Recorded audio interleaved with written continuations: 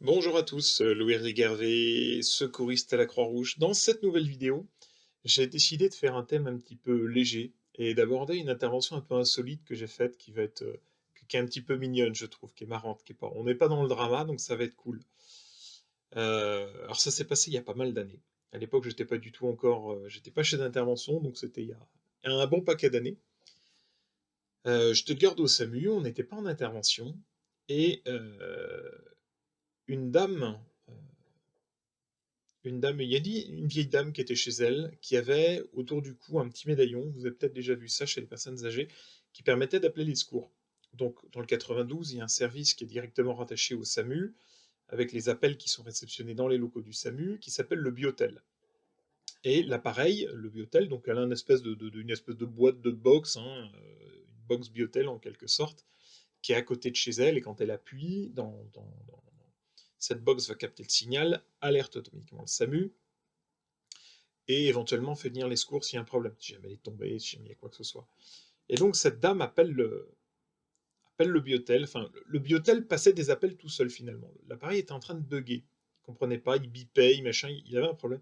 Cette dame finalement, en désespoir de cause, finit par appeler le SAMU, ou je sais plus, ou le Biotel, enfin je sais pas tous les détails, en disant écoutez, je ne peux pas dormir, l'appareil bip en permanence, il vous appelle, j'ai rien demandé, il comprend pas.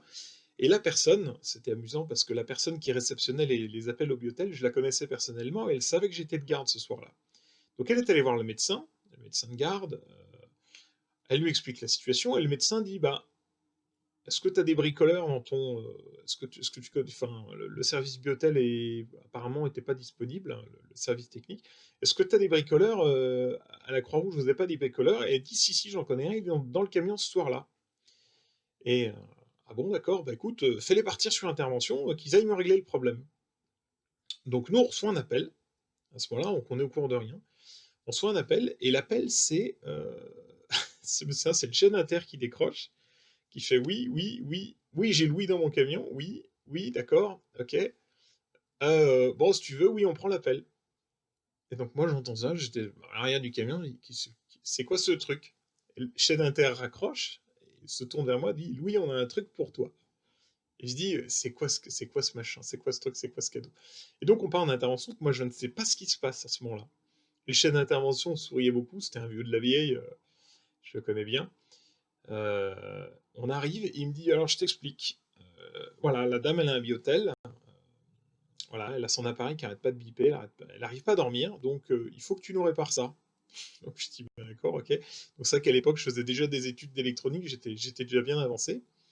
Et donc nous voilà à essayer de contacter l'assistance en disant pas moyen de resetter, machin. Et le gars de l'assistance finit par me dire écoutez, je sèche, je peux rien faire pour vous. Et l'appareil continuait de biper, on avait beau le débrancher, cet abruti d'appareil, il continuait d'alerter les secours. Enfin bref, un appareil en train de bugger complètement. Et donc bah, je dis bah moi votre appareil, je vous le démonte, il n'y a pas de problème, je vais vous le démonter, on va tout couper.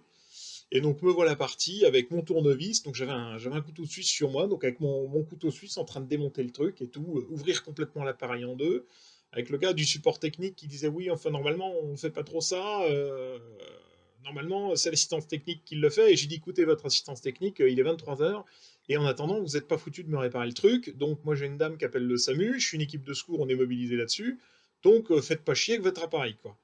Bon, il a été sympa quand même, le gars au support technique. Et finalement, voilà, on a démonté l'appareil. Et, euh, et donc, bah, la dame nous regardait un petit peu interloquée, la dame chez qui on intervenait. Et au moment de partir, elle nous dit bah, comment je vais faire pour appeler les secours. Et c'est vrai que oui, on n'y avait pas pensé. Nous, on s'était dit on va débrancher le truc. Donc, ploum, on connecte. Et heureusement, la dame avait avec elle un gros téléphone portable avec des grosses touches. Et donc, on a préenregistré le numéro du SAMU dessus en disant vous appuyez, je sais plus, je crois que c'était la touche 1, vous appuyez longuement sur 1, si jamais vous avez besoin d'appeler le SAMU, donc vous le gardez sur vous, en plus il était chargé, c'était parfait, vous le laissez allumé, vous le laissez sur la table de nuit et tout. Et donc la dame est partie, nous a dit merci, et on a fait intervenir un technicien, du coup, je pense qu'il a dû passer le lendemain, enfin j'espère le lendemain, sinon sur le lendemain ou plus tard, afin de réparer l'appareil. Voilà, donc c'était une petite intervention marrante. Alors, Ceux qui verront cette vidéo seront peut-être choqués en disant: «Une équipe de secours, rien à faire là-dessus». C'est vrai, effectivement, c'est pas du tout notre rôle. Bon, moi, je pars du principe que la Croix-Rouge, on est un tout petit peu différent, on n'est pas les pompiers, hein. Par exemple, des interventions à caractère plus social ou à caractère plus psychologique, c'est un peu plus de notre rôle parce que ça fait aussi partie de nos fonctions. On a des fonctions, enfin, d'écoute intrinsèques à l'association et aux valeurs que représente la Croix-Rouge, valeurs qui sont représentées par l'association qui est la Croix-Rouge.